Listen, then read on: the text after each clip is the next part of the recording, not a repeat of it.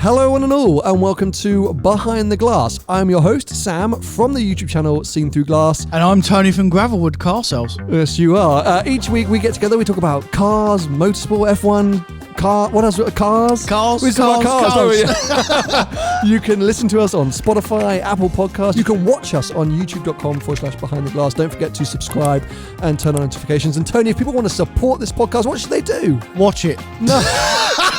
But also head to Patreon. You can support us on patreon.com/Behind the Glass. Thanks for tuning in. We hope you enjoyed the episode. What a beautiful sunny day. It is, yeah. And it's lovely and warm. It's lovely and warm, and there's blue skies, and suddenly I just feel really positive about life. I could tell you why. I've just had a coffee. But I just, in general, I woke up this morning and went, you know what? I'm going to just stop with the negativity and go, hey, life's not that bad. You only just stop that now? Yeah, I know. Really? I mean, we have been in lockdown for over a year. Yeah, but come on, mate. Get over yourself. It's fine. Okay, sorry. But there are things to be positive about here in the UK. Really? Restrictions are changing very soon. Yeah. Things, as I say, the weather's improving.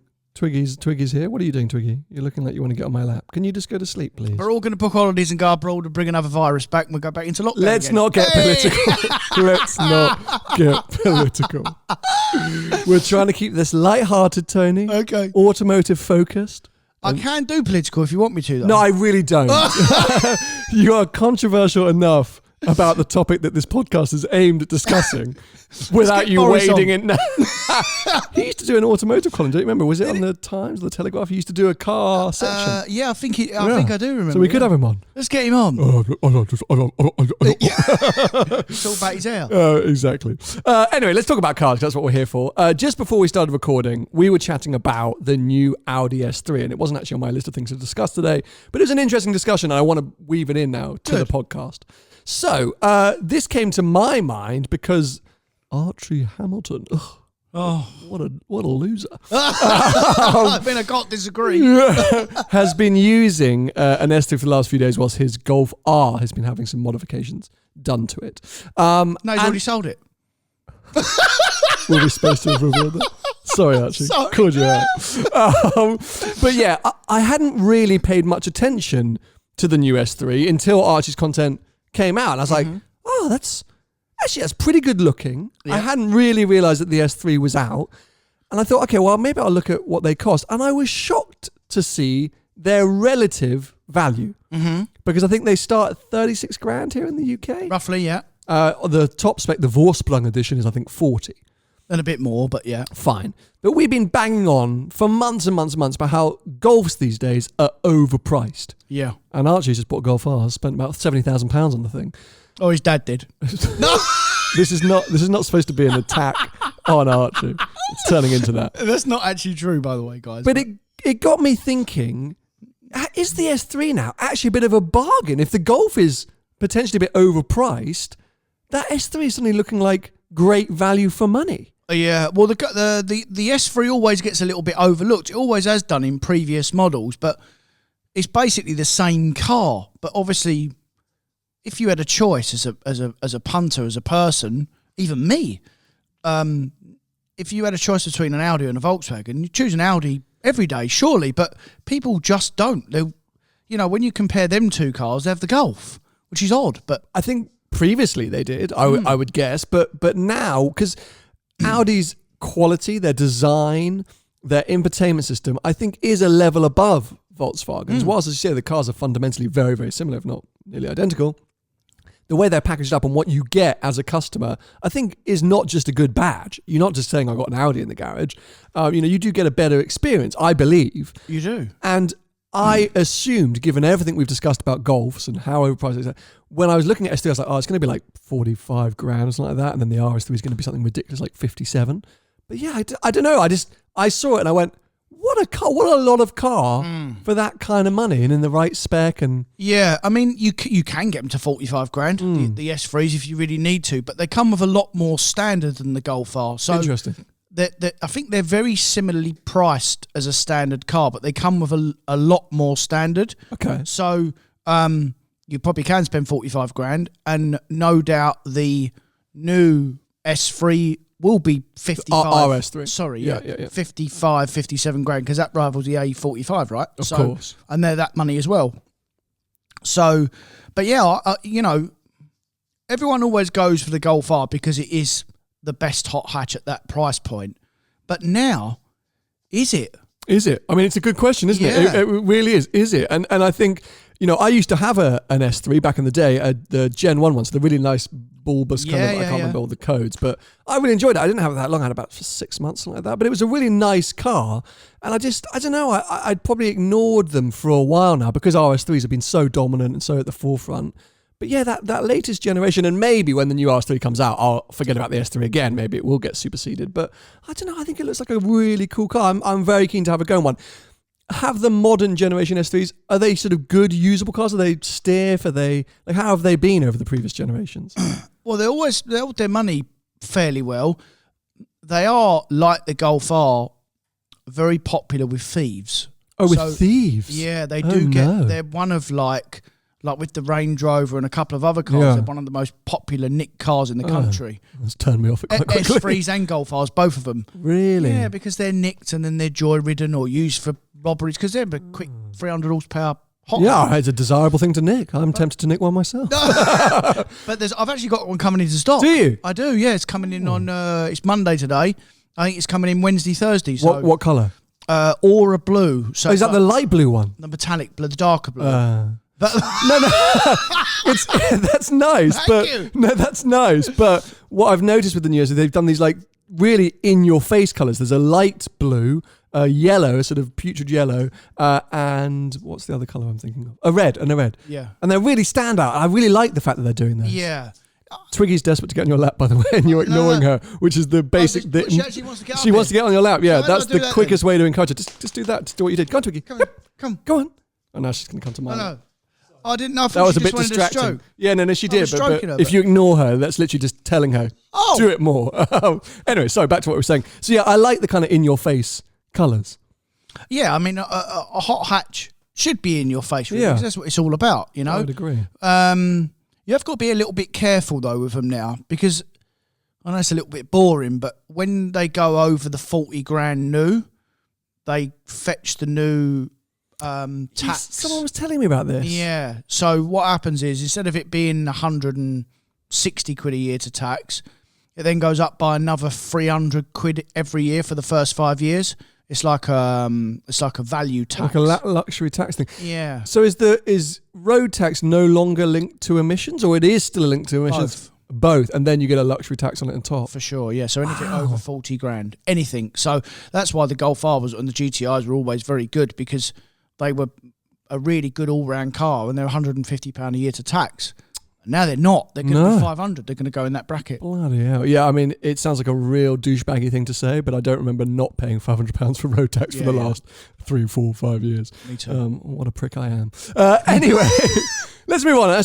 Keen to try that out. If anyone's picked up a new S3, obviously Tony's got one coming in, but if anyone's picked one up, let us know below how you're finding it, how you're getting on. I'm intrigued by how comfortable and usable they are, whether they're a bit too stiff. Maybe I'll come and check out the one that you're getting in. Yeah, more than welcome. If it's not going to, it might sell quite quick, that, mightn't it? I think so, yeah. Let's wait and see. So it's got a load of extras on it as well, so. Okay. Well, look, there's been some car news. We did actually record some chat about some of this car news last week, but it meant that last week's episode was so long that we edited some of it out. So I wanted to revisit some of that chat, but also there's a few new things to discuss as well.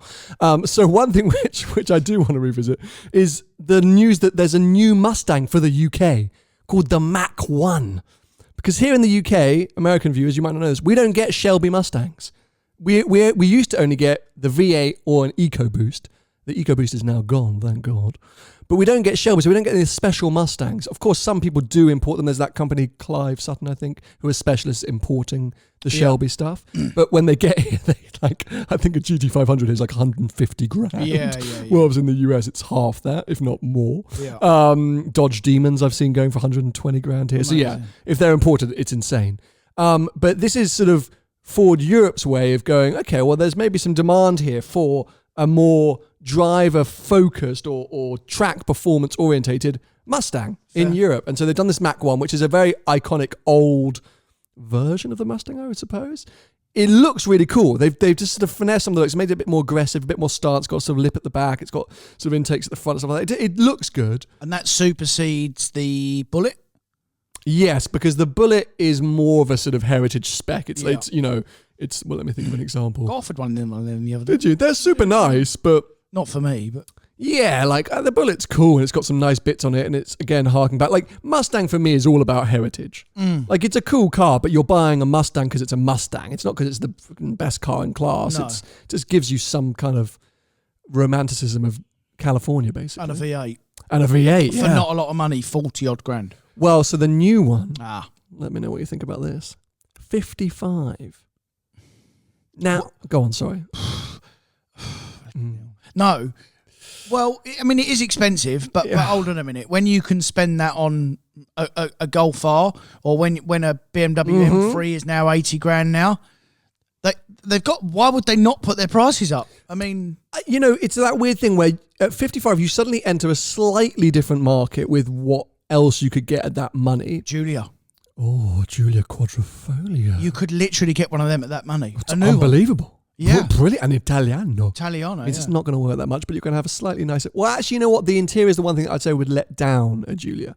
100%, yeah. The driving experience is very good. Interior, not so good. Not so good. But same with the Mustang. Whether the driving experience is that good, I don't know. But it's an experience. It's an experience. I just have always loved the sort of idea of a Mustang. And whilst I've spent time in America, I have driven a few, even Shelby stuff, and they're just cool and they do their own thing. And I think at 55 for a Mach 1, it stands out from the crowd, and why not? But I'm quite glad that here in Europe they've got rid of the EcoBoost because it's a bit like a 4-cylinder F-Type. Yeah. Ooh, Jaguar, I'm sorry.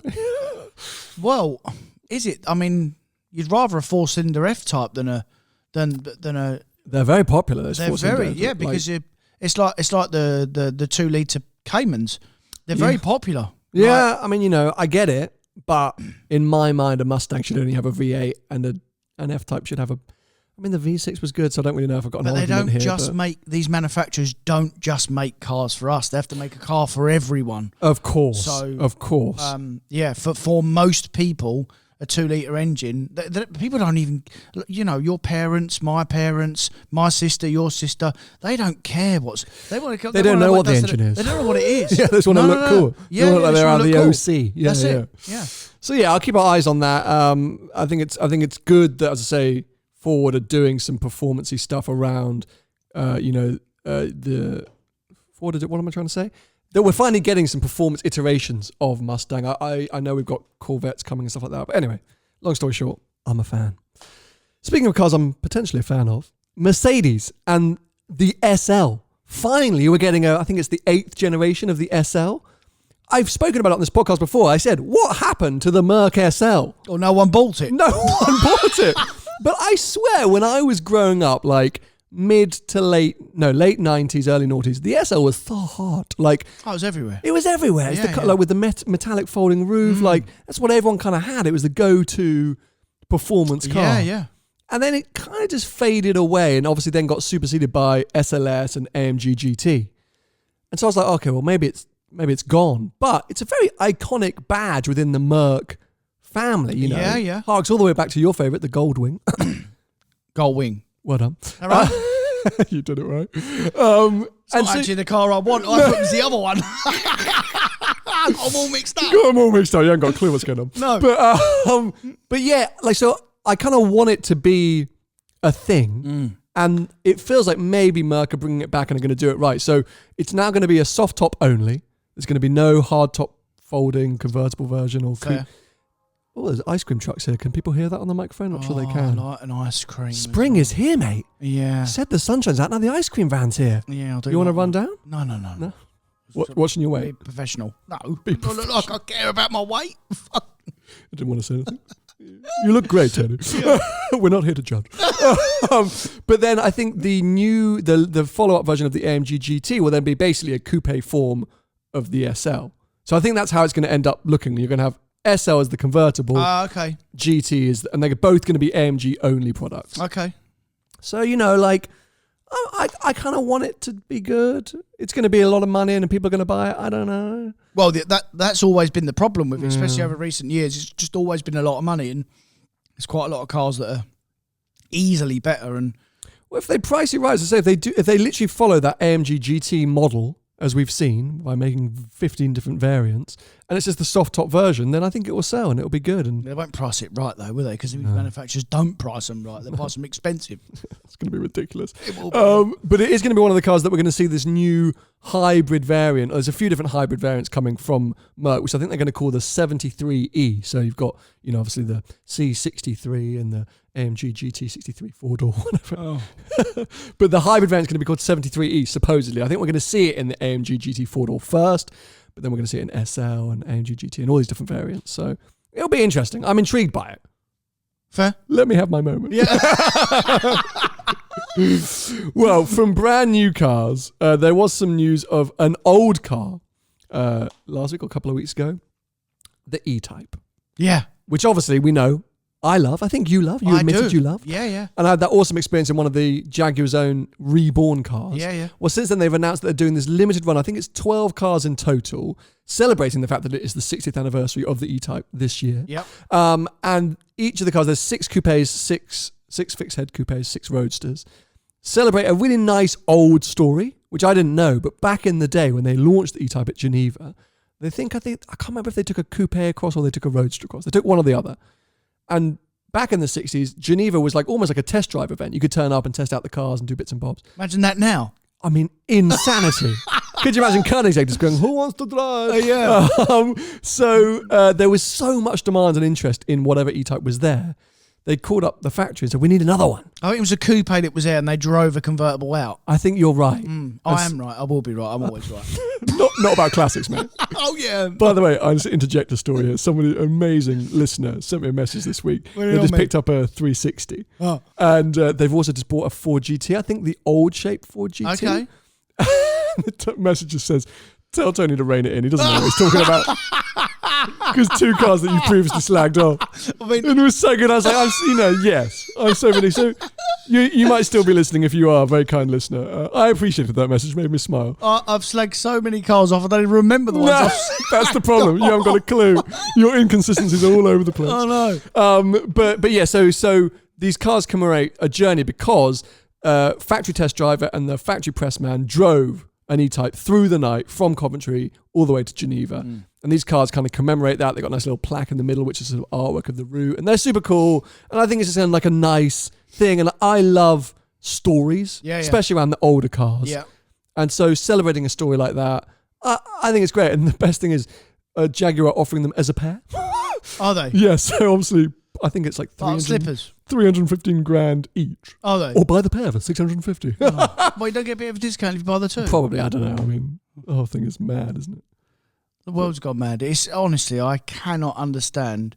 I mean, the fact they're only making 12 means they're not really that bothered about selling them. And yeah, exactly. Well, let's see if I get off one for a press loan. They haven't been doing too well. But no, everyone knows I'm a big Jag fanboy, and anything like this, I get so excited about. Yeah. Now, should I bring this up on the podcast? Oh, yeah, let's go for it. Somebody messaged me.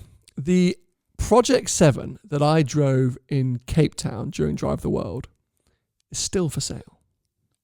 It's been for sale for 2 years. In Cape Town? In Cape Town.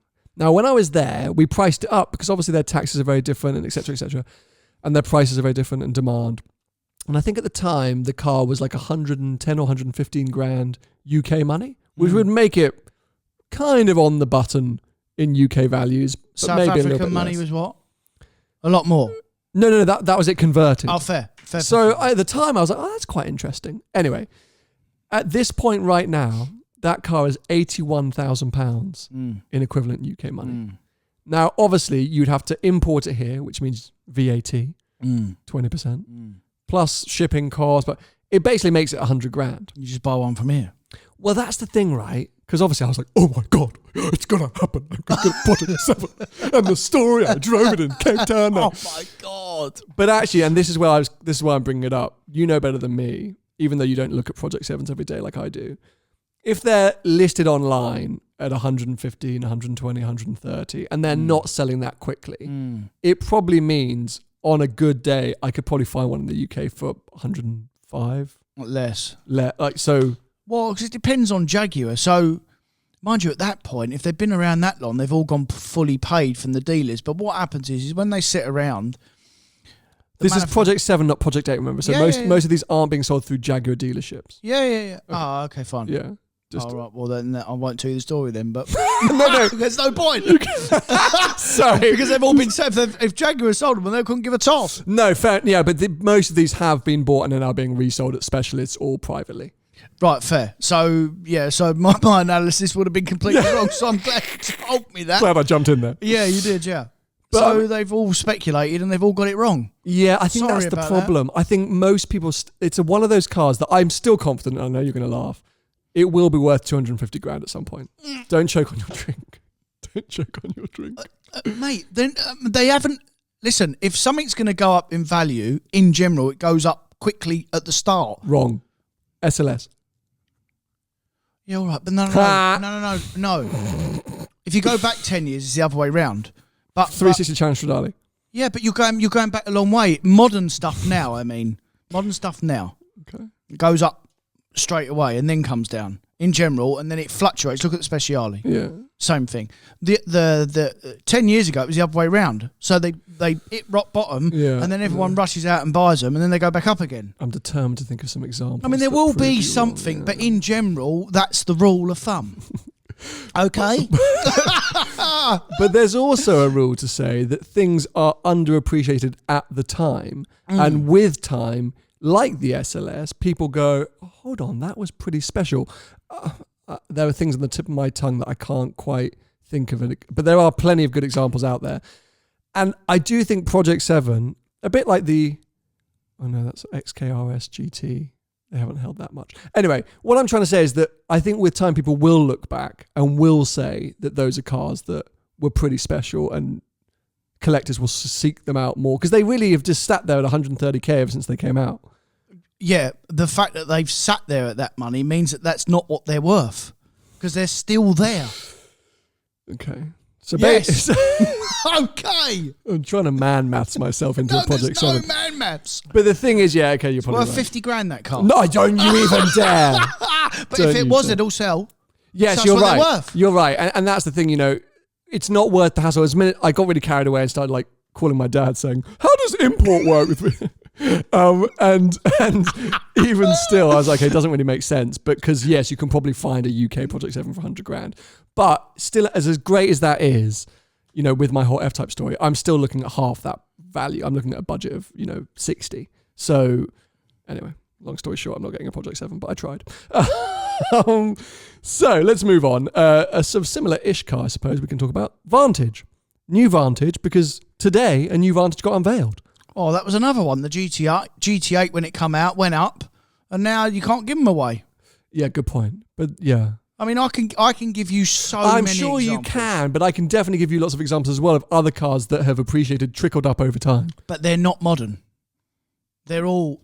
Nor's the Project 7, mate. It's 2016 or something like that. Yeah, but that is that's still a modernish car. But you're quite right. If you go back like SLS, like Carrera GT, if you go back to that point, then yeah, they were all for nothing, and then they all just creep back up. But there you go. It's with time. It's not old enough. What I'm saying is in another 10 or 15 years, that's when they'll start to creep up again. But what I'm saying is modern cars don't do that. If they're going to go up, they go up at the start, and then they come back down. And that's why I give you the Speciale example. It's like Pistas. They went up at the start, they've come back down, and then they'll just sort of level out. Because the biggest problem is, the Project 7 is not a very good example of this. There's too many of them. The Project 7, no. But the Project 7, because no one wanted it. Yeah. Why did Jag build it? I mean, what are they doing? Because it's the coolest thing in the world. No. Well, obviously not. It's still got them. Everyone help me out. Please comment below if you can think of examples of modern, so what's your remit, 5 years, in the last 5 years? Yeah, last 4 or 5 years. Cars that have come out and then over that 5-year period have become increasingly more valuable. So not at the start, they haven't, not like a performance. So they've gone right down. Or they've come out and they've sort of stuck. They don't have to go right down, but they've gone up over time. They haven't gone up and stayed up, but they've trickled up. That's what we want, right? Because what I'm saying is the Project 7 came out, 135 grand, it's stuck there, but I reckon over 10 years it's going to creep up. So there will be one or two, obviously, but in the general market, that's normally what happens because it's all a big rush. Let's all have the first car. Let's look at speedsters. Same thing. Mate, 911Rs. Look at them. 911Rs, good example. There's so many. I mean, I could sit here all day. They come up on collecting cars every week, don't they? Yeah. Because there's too many of them. You're probably right. I just don't want you to be. That's my job. Yeah, okay. I mean, you get me on media all the time because that's your job. Fine. Right, let's move on because we're going around in circles now. Being right, no, I just really like it. So we're talking about Vantages because this morning they unveiled a special edition of the new Vantage, basically celebrating the fact that they've now got the Vantage safety car in Formula One. Now, I thought this was going to be just the crappy wing that they stuck on the back for the F1, stuck on a road car, but it's a bit better than that. They've increased power, made some changes to the chassis. The wing's a bit better looking. They've got that new front end. Going to mass produce it? It's got to be limited production, hasn't it? So it's a little bit like a Aston Vantage GT4 car or GT3 car. Not that good. Not that good. It's only 25 horsepower more. It's not super stripped out. 911 then. Is it an Aero Kit 911? Costs no, it's again more. It's a Vantage GTS, I suppose. So here we go. Costs 142 grand, so that's 20 grand more. The increase is from 503 to 528 horsepower. Torque is the same, but it's available in more of it. It's auto only, no manual. Yep. Different wheels. They've got the new Aero Kit, which adds 200 kilograms of downforce, and then they've given it a whole lot of suspension and chassis upgrades. So, it has to be a true athlete, more powerful, more agile, more immediate, and more exciting to drive. I just don't know why it's took them so long. Well, because it's all around the safety car. This isn't a Vantage GT3, even if that is kind of what it is. It's about supposedly celebrating this whole... It's GT3 money. It is GT3 money. It's not GTS money. But it's not lightweight enough. They haven't reduced any weight. They've just increased some power and made it a bit stiffer, which I'm not sure is going to be the best thing in the world. I can't see anything about it saying it's limited. I think it's just there. It will be limited. It's an Aston. They're all limited. You are just in one of those moods today, aren't you? You are just desperate to say controversial things and rile me up. And everyone else. And they've done a convertible version as well. Oh, good. Okay. So where's the wing going then? It's still at the back. Oh, good. And what about the extra downforce? That's available in 3 different colours. So not just the safety car colour. Right. Well, they can't get that light on a convertible on the top, can they? They can't get what? The light on the convertible. No, they don't get the lights on the road. Oh. It's celebrating the safety car. It's not the safety car. It's celebrating the safety car. Black, white, and green. Oh, green would be nice. The safety car green. I hate you so much today. And I now know the next topic is going to make me hate you even more. Cool. Because Lotus. Oh, no. They've been developing how the Evija is going to sound, their EV hypercar. Because, E regulations mean all hypercars at low speed have to have a sound for safety. For pedestrian safety. But obviously all these performance EVs, manufacturers have realised should have some kind of sound anyway to enhance the driving experience. We know about with the Taycan, it's got that sport sound option or whatever. And I'm a fan of this because I think it enhances that driving experience. I think without sound, driving an EV fast is weird. I think it needs a noise. And when I was working with Harman Kardon a few years ago, I was speaking to them a lot because they were really working hard to develop manufacturer-specific sounds because you've got to have a noise which you kind of identify as a Porsche rather than as a Taycan. Like if an M4 did a burnout up the drive here at Duke of London, we'd go, oh, it's probably a BMW. We'd know it's a BMW because it'd be in here. Be upside down on its roof. And Paul Wallace would go out and say, I'm a drifter. Actually, Paul Wallace was driving. But so they have to sort of find a way to identify themselves. So Lotus has been working really hard on this, which I think is good to hear and good to see. And they've actually hired a music producer who worked with Britney Spears and Ollie Murs. Okay.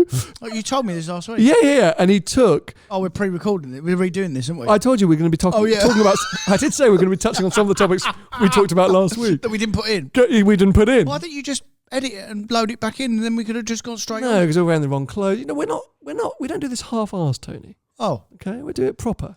The clothes thing would have been a bit of a problem. It would have been odd for those watching. We would have suddenly changed clothes halfway through the podcast. Now I understand. So we're revisiting the things that we didn't include in last week's episode. Okay, fine. So yes, Ollie Maz, Brittany says, and he's basically taken the noise from their Lotus 49 DFV engine. I thought you were going to say their voices. I was going to say, please don't do that. What, everyone at Lotus going, Everyone Lotus sound like Britney Spears. oh no, sorry. Hit me, baby, one more time.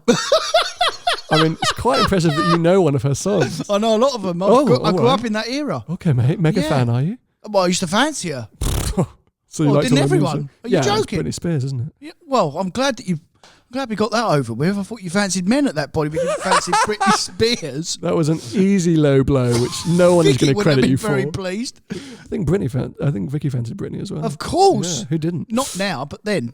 Well, I think now still. So they've taken the note of a Lotus 49 V8, modified it slightly, and given it some electric spin, so that when you hear the Evija, there should be something about you which it feels weirdly familiar. It feels Lotus, but feels modern and futuristic. Fair. And I think it's kind of cool. As I say, I love these stories. I love heritage. And Lotus stepping into this brave new world of EV hypercars, they've got to tap into somehow their past, because that's what really goes for. That's their big selling point. Yeah. So by doing this, at least you can say, if someone goes, "Oh, what's that noise?" You go, "Well, actually, it's a modified version of." I wonder if Harman Kardon are doing anything with BMW, because BMW are not really. I think they've half come out and said that they're not going to go fully down the electric route. I think they're still, they're on this synergy fuels with Porsche. So the thing that they did a big event a couple of years ago, and they're really going the hybrid route very hard for the next 5 years. So we've obviously got the i range. There's the new i4 that's just come out. We've got the iX3, is it? Like, there are electric vehicles coming from BMW on that kind of i department. But for the main fleet, they're really pushing towards hybrid, plug-in hybrids. And you can see it now throughout the range, basically. Harman Kardon obviously worked very closely with BMW and have done for ages, because all that sort of synthetic noise in the cabin, Harman have been a big part of that. Yeah. So long time they've worked with BMW, 20 years or yeah. something. Yeah. It's going to be interesting to see, you're right, there's synthetic fuels, but obviously there's been a lot of noise about hydrogen in the last few weeks. Porsche and Rimac. I think Porsche bought more of Rimac recently, which is obviously a big EV push. Then also Volkswagen and Rimac talking about teaming up on Bugatti. Yeah. So there's a lot of future tech being thrown around at the minute. But you're right, and I think we're still right that it's not all EV. No. I think there will be, even in 2030, there will be still some sort of combustion. Well, yeah, hopefully, not synthetic fuels. Yeah. Because Formula One are doing this big push now to use synthetic fuels over and be carbon neutral. And if they can nail that will be huge tech for road cars. Because as we know, a lot of Formula One tech fiddles down to the road cars. Flappy paddle gearboxes, Formula One. And then we would have been right. And well done everyone that bought your electric car, because it won't be worth anything. Slagged us off in the meantime. Yeah, done us. Done ya. I'm still tempted though for a little mini electric or something. And I still like Formula E, so go away. Okay, so let's move on to today's top topic, which you're actually going to have to lead on, because this was your idea, and I don't really know where it's going to go, but we're going to give it a shot. Now, you said to me, icons. Yeah. Is British icons, motoring icons?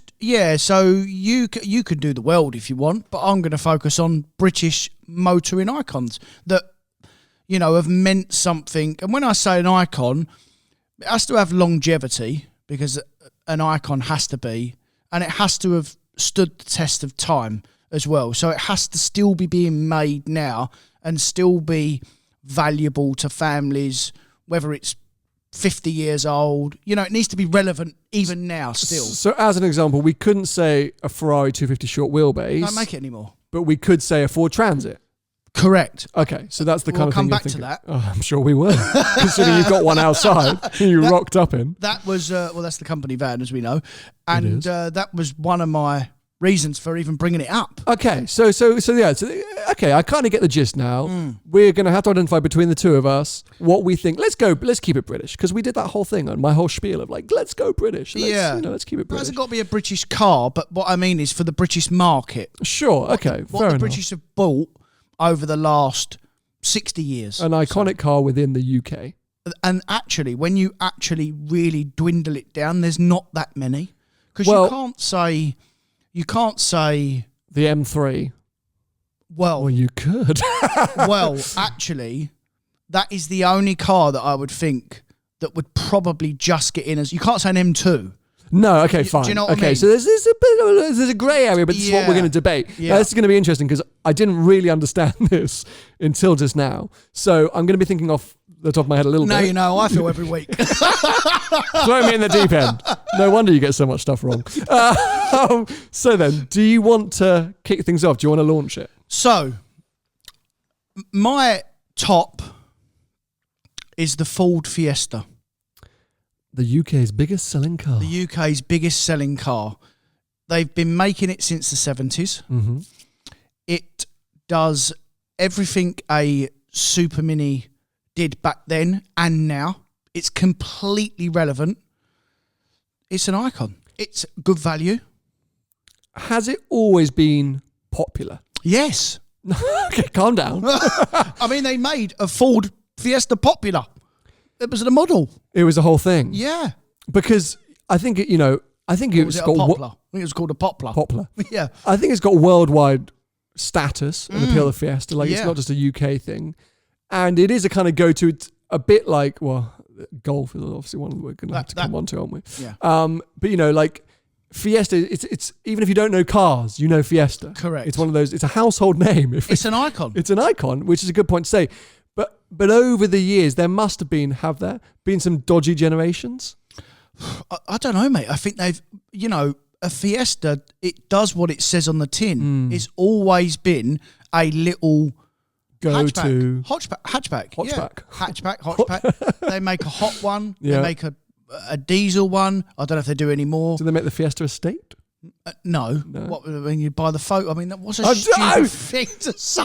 They used to make Fiesta van. It's not my. They Well, still there make you Fiesta go. van. Well, there you go. It's not that it's not really stupid. a van, though. But yeah. Okay. All right. No, not that. Oh yeah, like a commercial Fiesta. I've Correct. seen those. Yeah. Very Yeah. Cool. Okay. They're making them a long time as well. So I'm going to go with one then. I think obviously I talked about the Golf, but I'm going to go the other side. I'm going to say Range Rover. You're right. Mm-hmm. It was the one, and the one that really stuck out for me is obviously the Defender. No.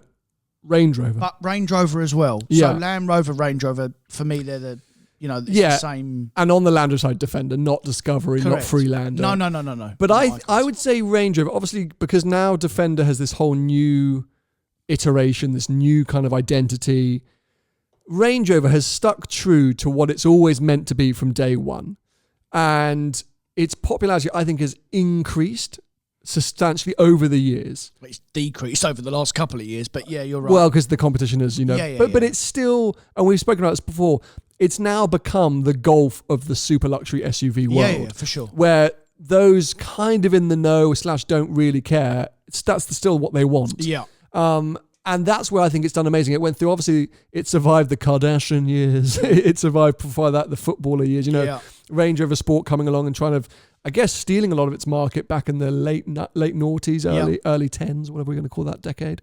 But, it's just always been there. And yes, it has its issues, but I think it is an icon. And that name and what it can still do, a Range Rover and I think I can be proud of Range Rover. Do you know what I mean? Yeah, me too. And I would still be tempted to have one at some point in my life. Yeah. Well, I always say, when people say to me, if you could choose any SUV, it would be a Range Rover. Yeah. Well, they're not the best car, but it's a Range Rover. It's a Range Rover. And it is the Volkswagen Golf of an SUV. It's the Swiss Army knife of it does everything. Well, and it always has done. And as we spoke about on the Defender episode we did recently, prior to the newest Defender, it had a better wading depth than the old Defender. I mean, it can be good off-road as well. Like, it does it all. Okay, I'm getting this now. Okay. Right, go on. What's your next one? The Defender. So same thing, basically. Yeah, but this is where I would start to question you a little bit because of the new one. Because the new one is so different and I think has repositioned Defender entirely, I think it's a little hiccup or a little... The line of success has stopped because we don't know where this new Defender is going to go. No, you can't say that. I'll tell you why. Because you just said about the Range Rover. I mean, the old Range Rover was terrible. It was like a Defender. Now look at them now. No, but they're just it's just evolution, isn't it? They just get better. No, but when Range Rover, this is the whole point. When Range Rover Classic came out, firstly, what it stood for, what its qualities were, the car that you could use in every single environment, in luxury and quality and comfort, blah, blah, blah. It stood true to that, and it has evolved, but it's evolved every single generation, step by step. Defender didn't evolve.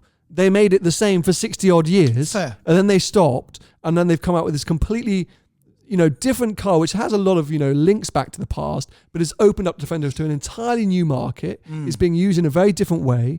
Can be, so it makes me go, old Defender, yes, what an icon, 100%.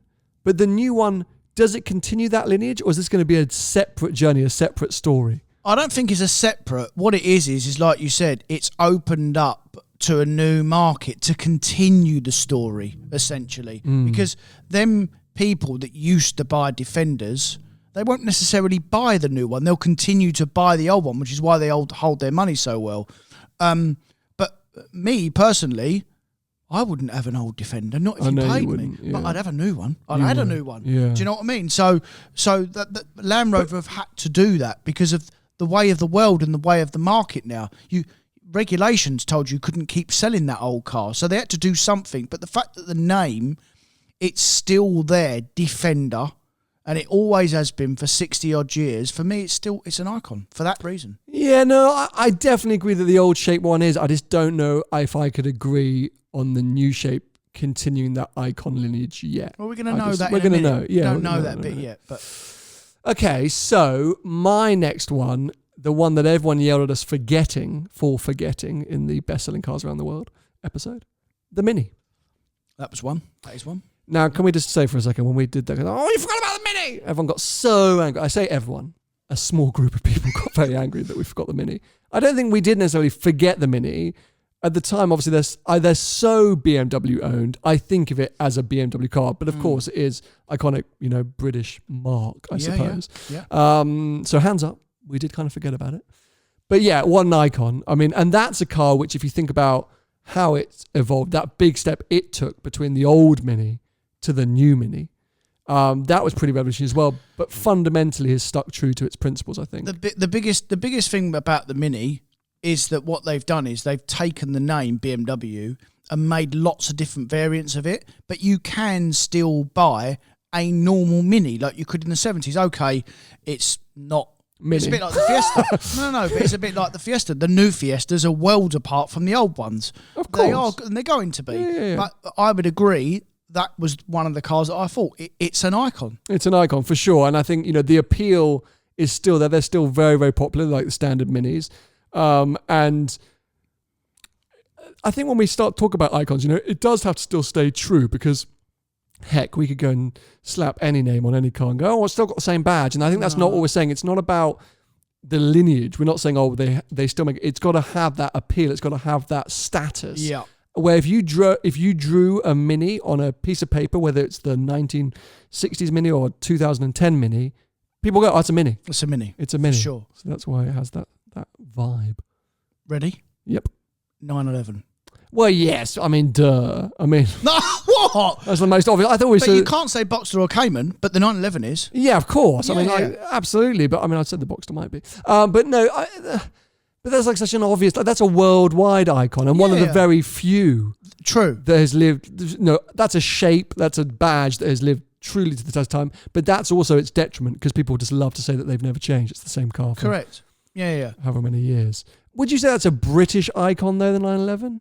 Well, like you said, it's a world icon, but it's British as well. Oh, what's our market share? British 911 market share. We're behind the US? Yeah, behind US and China, but and Germany.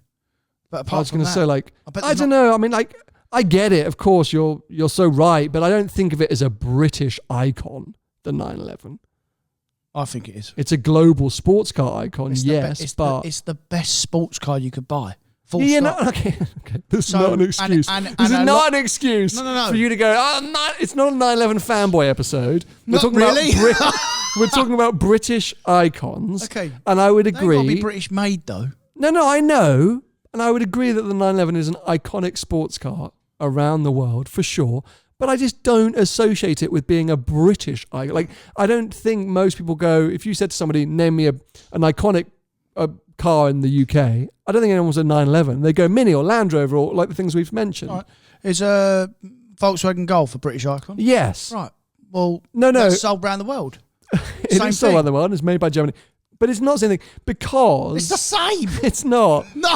The 911... How many 911s sell in the UK? How many 911s sell in the UK? It's the best-selling sports car in the UK. 4,000... No, the Macan. 15...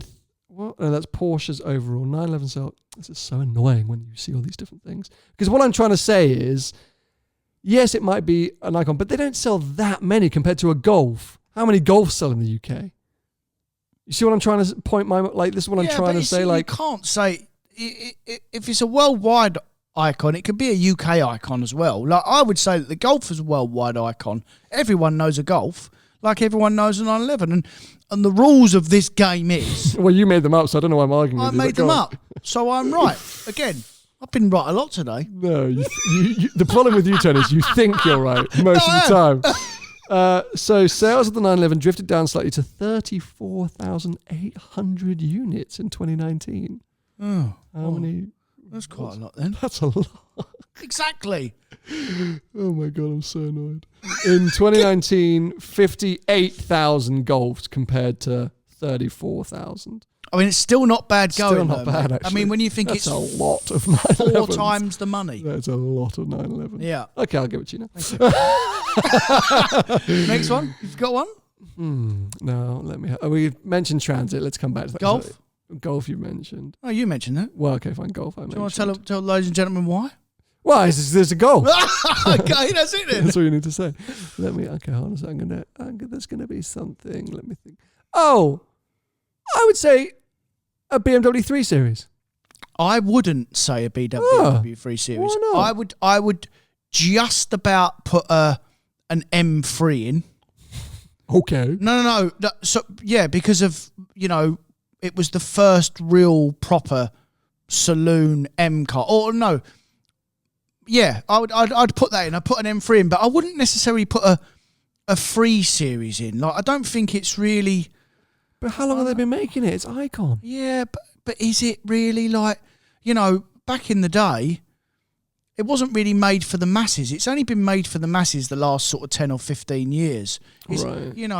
When you... But is a 911 made for the masses? Well, clearly. You just told me how many it's sold. How many? No, now. But no, in the 80s, you had to be invited to buy a 3 Series. You couldn't just go and buy one. And if you wanted any money off, you'd get a set of mats if you were lucky. Right. The dealers used to take the CD players out of the cars when they come from the factory and then sell them back into the car. That's how to get the deals done. And that wasn't that long ago. That was like maybe 20 years ago. So they were very select. Okay, whereas fair. the Fiesta was and the Golf churned out. And it was, you had to be...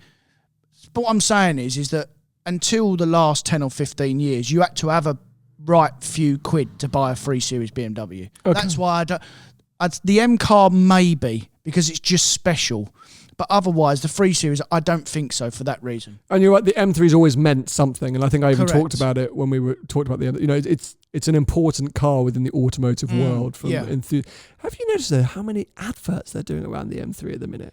Yeah, they are pushing that car hard. Yeah, but they did with the last one. Did they? I don't remember. They do. I mean, Mercedes and Audi don't really do it with their AMG and RS cars. No. But BMW, they always really hammer the M cars. They always do, but they sell millions of them for that reason. Fair enough. But are you a fan of Friends? Yeah. So do you remember that episode when Chandler and Joey, when I think Joey owes Chandler some money or Chandler owes Joey some money and he makes up a game? I don't remember it. I feel like you're just changing the rules on me left, right and centre is what I'm trying to say. I'm not. And I feel like basically just so we agree with you with all of your cars. So I'm a bit stumped, but I feel like you must have a couple of others coming into this. I've got one that you would probably not think of. Okay, go for it. The Mazda MX-5. That's a little motoring icon. Been making it forever. It's the little go-to convertible sports car. It's still really good as well. I think you've done well. It's good value. I've got one. Sorry. Got no. It's good. It's really good value. Yeah. It is honestly the go-to. Yeah. I mean, they have race series with them. Of course, no. It's a go-to enthusiast car, but also like convertible weekend car. Like just not changed a lot. No. So that there were so many when you think about it. Because I'm going to go with it, Fiat 500, and I know you're going to say, the latest generation, but the Cinquecento, like popular in Italy. It's a car. It's a shape. It's a brand. Like everything about it is iconic, I think. Yeah, but again, I would say that's not a British icon. I'd say that's an Italian icon for a car. If you go to like the Panda, not here. I mean, they do sell a lot of them here, but there's so many 500s on the road. There was a huge gap though, mate, where they didn't make them, and that's why it's not an icon for me because it's not at that longevity. Renault Clio. No. Oh my God. Again, it's not. It's not been made for long enough. Jeep Wrangler. No, you just really love cars now. But there's really not many, mate. When you think of have they been making them for 30, 40 years and they're still relevant now? When you actually think Fiat 500, big gap, the Renault Clio, 20 years, been making it 25 years, not long enough. People buy the Fiesta. It's not the go-to car. Yeah, the Golf is the go-to hatchback. The 911 is the go-to sports car. Like the Mazda, the go-to little Range Rover. They're all the go-to iconic cars. There's not many. When you actually really dwiddle it down. And now... Could you say the Lamborghini Aventador, because that engine has been used since the 60s? So, I thought about this, and there isn't, I don't think... Apart from Porsche. But I don't think there is a... I mean, there are iconic Ferraris and iconic Lamborghinis, obviously. 360, hello. But not for the... It's really nice what you just said. But not for the... They don't fit our parameters, obviously. Of course. But the engines do. Yeah, I mean, I joke about the 360, but you could trace that back to a Dino and trace that all the way up to an F8. So I would agree that the Ferrari V8 is an iconic engine. Yeah. The Lamborghini V12 is also, but not the cars, the engines. Yeah. But not a Ferrari V12? Because they had the test. Yeah. Probably the Ferrari V12, but the engines, not because they're not quite the same engines, and they all go in different cars. They don't make them cars for our parameters. People are going to be screaming at us now, but for our parameters, remember what we said. Can we say it's your parameters? Because I'm still not sure I follow the my rules. parameters. This is my game. Oh, exactly. No, that's my point. That's exactly what I'm saying. Like, I have nothing to do with this, and clearly any of my suggestions are wrong. But. No, they are. You was right, mate, with most of them. Yes. There was only like one or two. Sure. Well, I'll be interested to see what other people would suggest, because there will be icons out there that we haven't thought of.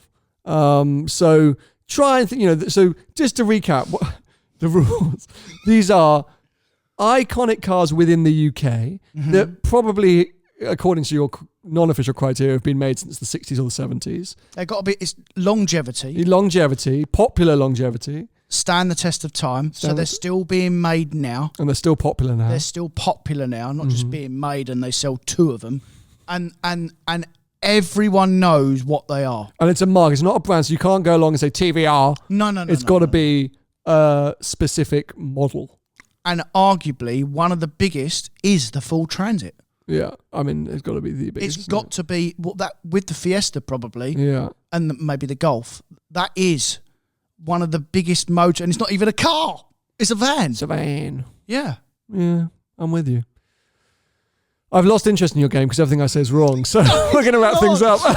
There's just really not that many. You when you actually hone in on it. Yeah, there's we'll not that many. Some people will come up with some good ideas, I am sure. I'm going to read every comment. You always do, mate. You always do. So thank you so much for tuning in. I hope you've enjoyed this episode. If you're watching here on YouTube, make sure to subscribe, turn on notifications. If you want to listen to us, we're available on Spotify and Apple Podcasts and all your other usual podcast players. If you want to follow Tony, he's at Tony Gravelwood Car Sales on Instagram and I think on Twitter as well. He's always looking for stock. The man's looking for stock. So if you're selling your car, which is 0 to 4 years old. 0 to 4 year old, sports, prestige, hot hatch and performance. SUV. Get in touch with them. Thank you. And if you want to follow me, I'm Seen Through Glass pretty much everywhere. We will be back with you for another episode following the first race reaction of my new F1 series next week. I'm not in that one. No, you're not part of the F1 series, No. mate. Stay out of it. I'm going to come on for a couple. No, you're not. I'm going on No, you. you're not. Anyway, we'll be back with you soon. Bye-bye.